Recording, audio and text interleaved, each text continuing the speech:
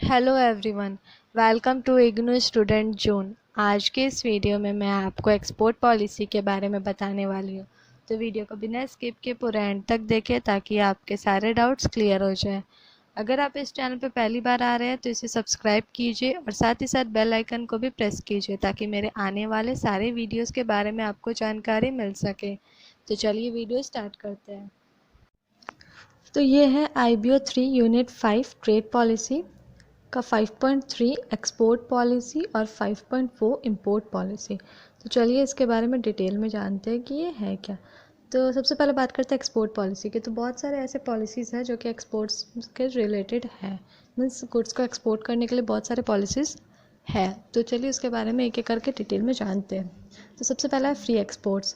All goods may be exported without any restrictions except to the extent such exports are regulated by ITC, HS or any other provisions of this policy or any other law for the time being in force।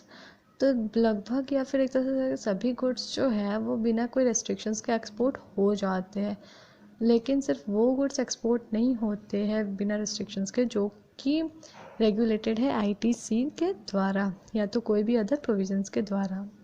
किसी भी policy, export policy में जितने provisions है उस provisions के according या तो फिर वो ITC से रेगुलेटेड है और या तो कोई अदर लॉ के साथ वो रेगुलेटेड, मीन्स अदर लॉ है, कोई प्रोविज़न है उस टाइम पे उस गुड्स को लेकर के। तो इस केस में बिना रिस्ट्रिक्शंस के गुड्स एक्सपोर्ट नहीं हो सकते हैं। अब बात करते हैं denomination of export contracts. All export contracts and invoices shall be denominated in freely convertible currency and export proceeds shall be released in freely convertible currency। तो जितने भी एक्सपोर्ट का कॉन्ट्रैक्ट और इन्वॉइसेस है उसको डोमिनेटेड किया गया है फ्रीली कन्वर्टेबल करेंसी में, और जो भी एक्सपोर्ट के प्रोसीड्स है वो रिलीज होंगे एक फ्रीली कन्वर्टेबल करेंसीज में। Contracts for which payments are received through the Asian Clearing Union ACU shall be denominated in ACU dollar. तो जितने भी पेमेंट्स जो कॉन्ट्रैक्ट का होता है जो कि एशियन क्लियरिंग यूनिट्स द्वारा रिसीव किया जाता है उसको ACU यानी कि एशियन क्लियरिंग यूनियन डॉलर में दिया जाता है। अब बात करते हैं realisation of export proceeds. In an exporter, if an exporter fails to realize the export proceeds within the time specified by the Reserve Bank of India, he shall be liable to action in accordance with the provisions of the Act and the policy। अगर मान लो exporter जो है वो fail कर गया export करना, किसी जो मतलब उसको टाइम दिया गया है इतना टाइम आपको गुड्स एक्सपोर्ट करना मान लो, तो उस टाइम में अगर वो गुड्स को एक्सपोर्ट नहीं कर पाए, मतलब जो टाइम उसको रिजर्व बैंक ऑफ इंडिया द्वारा दिया गया था, तो उनके अगेंस्ट एक एक्शन लिया जाएगा। मतलब जो भी उसके रिगार्डिंग जो प्रोविज़न्स होता है, जो पॉलिसी होता है उसके हिसाब से उसके अगेंस्ट एक्शन लिया जाएगा। नेक्स्ट है export of gifts. Goods including edible items of value not exceeding rupees 1 lakh in a licensing year may be exported as a gift। तो ऐसा गुड्स जो मतलब जो भी एडिबल आइटम्स होता है जिसका वैल्यू जो है 1 लाख से ज़्यादा नहीं हो, जो लाइसेंसिंग ईयर है उसका उसमें वो 1 लाख से ज़्यादा का ना हो, तो उसको गिफ्ट के तौर पे एक्सपोर्ट किया जा सकता है।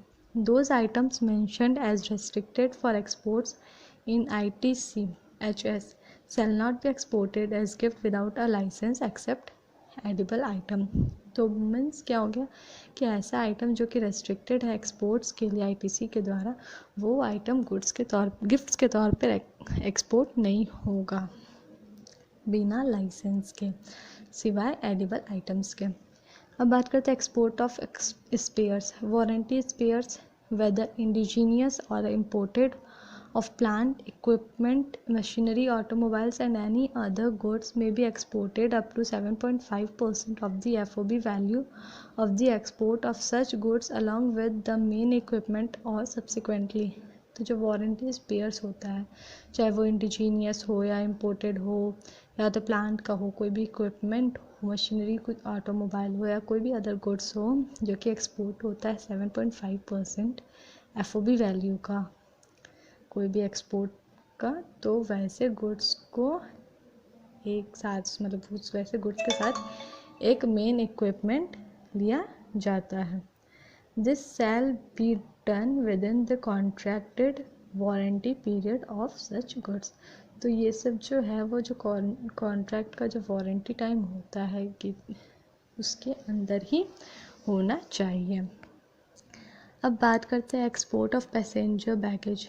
बोनाफाइड पर्सनल बैगेज में be exported either along with the passenger or if unaccompanied within an year before or after the passenger's departure from India. तो जो भी बैगेज पर्सनल बैगेज होता है जो एक्सपोर्टर के साथ मीन्स जो भी एक्सपोर्ट होता है उसके साथ जो पर्सनल बैगेज होता है या तो पैसेंजर के साथ होता है या कुछ भी होता है तो उसको 1 साल के अंदर अंदर या 1 साल के पैसेंजर के डिपार्चर के 1 साल के बाद उसको दिया जाता है, एक्सपोर्ट किया जाता है। Those items mentioned as restricted in ITC HS shall require a license except in case of edible item। तो ऐसे आइटम जो mentioned है ITC में वो restricted है, उनके लिए एक लाइसेंस का ज़रूरत पड़ता है सिवाय एडिबल आइटम्स के। नेक्स्ट है export of imported goods. Goods imported in accordance with this policy may be exported on the same or substantially the same forms without a license।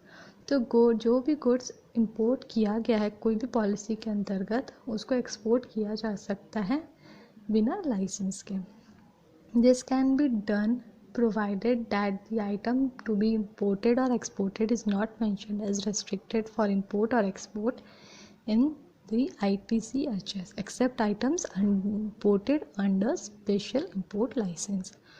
तो जो भी गुड्स जो है मतलब कि ये इसलिए मतलब वो बिना लाइसेंस के इंपोर्ट कर सकता है एक्सपोर्ट कर सकता है जब जो आइटम वो इंपोर्ट किया था एक समय में या जो एक्सपोर्ट कर रहा है कुछ भी है वो रेस्ट्रिक्टेड नहीं होना चाहिए इंपोर्ट या एक्सपोर्ट किसी चीज़ के लिए भी। मैंने जो ITC में रेस्ट्रिक्टेड नहीं होना चाहिए वो गुड्स एक्सेप्ट ऐसे आइटम जो कि स्पेशल इंपोर्ट लाइसेंस के अंतर्गत इंपोर्ट किए जाते हैं उसके अलावा। अब बात करते हैं एक्सपोर्ट ऑफ रिप्लेसमेंट गुड्स और parts therefore on being exported and found defective, damaged or otherwise unfit to use may be replaced free of charge by the exporter। तो ऐसा गुड्स और पार्ट्स जो कि एक्सपोर्टेड किया गया है और वो डिफेक्टिव निकल जाता है डैमेज निकल जाता है या किसी भी तरह से अनफिट निकल जाता है तो उसको फ्री ऑफ चार्ज रिप्लेस किया जाना चाहिए एक्सपोर्टर के द्वारा। Such goods shall be allowed clearance by the custom authorities provided that the replacement should not be mentioned as restricted items for export in ITC। मतलब इसमें क्या होता है ना कि क्लियरेंस के लिए कस्टम अथॉरिटी भी परमिशन वो लोग को देना पड़ता है कि रिप्लेसमेंट ऑफ गुड्स के लिए और उसको एक रेस्ट्रिक्टेड आइटम्स की तरह मेंशन नहीं किया जाता है।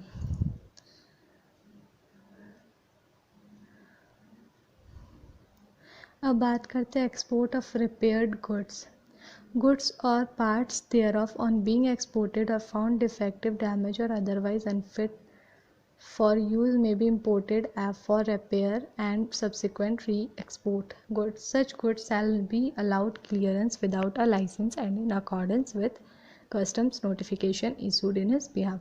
तो गुड्स या कोई भी उसका पार्ट्स जो कि एक्सपोर्टेड किया गया है वो अगर कोई भी तरह से डिफेक्टिव निकल जाता है डैमेज निकल जाता है कोई भी तरह से अनफिट होता है और उसको क्या होता है ना कि unfit for may be imported for repair तो उसको रिपेयर के लिए इंपोर्ट किया जा सकता है या तो फिर री एक्सपोर्ट के लिए और उसके लिए क्या होता है क्लियरेंस उसको दिया जाना चाहिए बिना कोई लाइसेंस के और ना ही कस्टम नोटिफिकेशन उसके बिहाफ में इशू किया जाना चाहिए। Private bonded warehouse exclusively for exports may be set up in domestic tariff area as per the norms and conditions of the notifications issued by the Department of Revenue। जो private bonded warehouse है जो कि खासकर exports के लिए उसको setup किया जाता है डोमेस्टिक टैरिफ एरिया के लिए नॉर्म्स एंड कंडीशंस के हिसाब से जो कि नोटिफाई कर होता है या जिसका भी नोटिफिकेशन जो है वो डिपार्टमेंट ऑफ रेवेन्यू इशू करता है। Such warehouse shall be entitled to procure the goods from domestic manufacturers without payment of duty. तो वैसा वेयर हाउस जो है वो इंटाइटल करता है कि वो गुड्स को प्रोक्योर कर सके डोमेस्टिक मैन्युफैक्चरर से बिना कोई ड्यूटी का पेमेंट किए हुए। The supplies made by the domestic supplier to the notified warehouse shall be treated as physical exports provided the payment for the same are made in free foreign exchange. तो जो supply किया जाता है domestic supplier के द्वारा notified ware house में, वो एक फ़िज़िकल एक्सपोर्ट द्वारा ट्रीट किया जाके मतलब फ़िज़िकल एक्सपोर्ट की तरह ट्रीट किया जाता है, और इसका जो पेमेंट है वो made in free foreign exchange, जो फॉरेन एक्सचेंज में उसका पेमेंट होता है। अब बात करते हैं डीम्ड एक्सपोर्ट की। Deemed export refer to those transactions in which goods supplied do not leave the country. तो ऐसा ट्रांजैक्शन जहाँ पर गुड्स का जो सप्लाई होता है वो कंट्री को नहीं छोड़ता है, उस कंट्री में ही गुड्स का सप्लाई होता है। The following categories of supply of goods by the main subcontractor shall be regarded as deemed exports under the policy provided the goods are manufactured in India। तो ये सारे कुछ कैटेगरीज है जिसके अंदर जो गुड्स का सप्लाई होता है कोई भी मेन या सब कॉन्ट्रैक्टर्स के द्वारा, वो डीम्ड एक्सपोर्ट की तरह लिया जाएगा कुछ पॉलिसी के अंतर्गत, जो कि मतलब उस केस में होगा जब गुड्स जो है मैन्युफैक्चर होता है इंडिया में। इसमें सबसे पहला है supply of goods against advance licence DFRC under the duty exemption remission scheme. तो जो ड्यूटी एक्सम्पशन या रेमिशन स्कीम है उसके अंतर्गत क्या होता है, जो सप्लाई होता है गुड्स का वो एक एडवांस लाइसेंस के अगेंस्ट में होता है। फिर है supply of goods of unit located in EOU, EPZ, SEZ, STP, EHTP। तो जितने भी गुड्स के सप्लाई होते हैं यूनिट्स का वो लोकेटेड होते हैं ये सारे चीज़ों में। इसके बारे में डिटेल में मैं आपको आने वाले टाइम में अपने आने वाले वीडियोस में बता दूंगी कि ये सारी चीज़ें होते क्या है, EOU, EPZ, SEZ, STP, EHTP।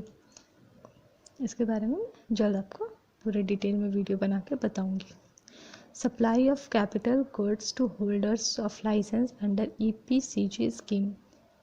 तो जो सप्लाई होता है कैपिटल गुड्स का होल्डर्स के लिए वो एक लाइसेंसेस के अंडर में होता है, जैसे कि EPCG स्कीम है उसके अंडर में ये कैपिटल गुड्स का सप्लाई होता है। Supply of goods to project financed by multilateral और bilateral agencies funds as notified by the ministry of finance. तो जो गुड्स का सप्लाई होता है प्रोजेक्ट में वो फाइनेंस किया जाता है मल्टीलैटरल और बाइलैटरल एजेंसीज के द्वारा, और फंड होता है मीन्स मिनिस्ट्री ऑफ फाइनेंस द्वारा उसको नोटिफाइड किया जाता है।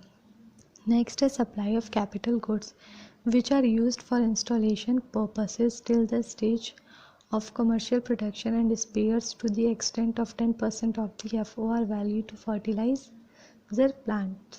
जो सप्लाई होता है कैपिटल गुड्स का जो कि इंस्टॉलेशन पर्पस के लिए होता है, जब तक उसका कमर्शियल प्रोडक्शन नहीं हो जाता है और स्पेयर्स नहीं हो जाता है, मीन्स 10% ऑफ FOR वैल्यू का फर्टिलाइजर प्लांट्स पे। अब नेक्स्ट है supplier of goods to any project और purpose in respect of which the Ministry of Finance permits the import of such goods at zero custom duty coupled with the extension of benefits under this chapter to domestic supply। तो जो goods का supply होता है कोई भी project या कोई भी पर्पस के रिस्पेक्ट में जिसमें कि मिनिस्ट्री ऑफ फाइनेंस जो है वो परमिट करता है इंपोर्ट को किसी भी तरह का गुड्स को ज़ीरो कस्टम ड्यूटी में, उसका क्या होता है मतलब साथ में क्या होता है कि एक्सटेंशन भी देता है बेनिफिट का डोमेस्टिक सप्लाईज़ के, मतलब जो भी जिसका डोमेस्टिक सप्लाई होता है उसमें।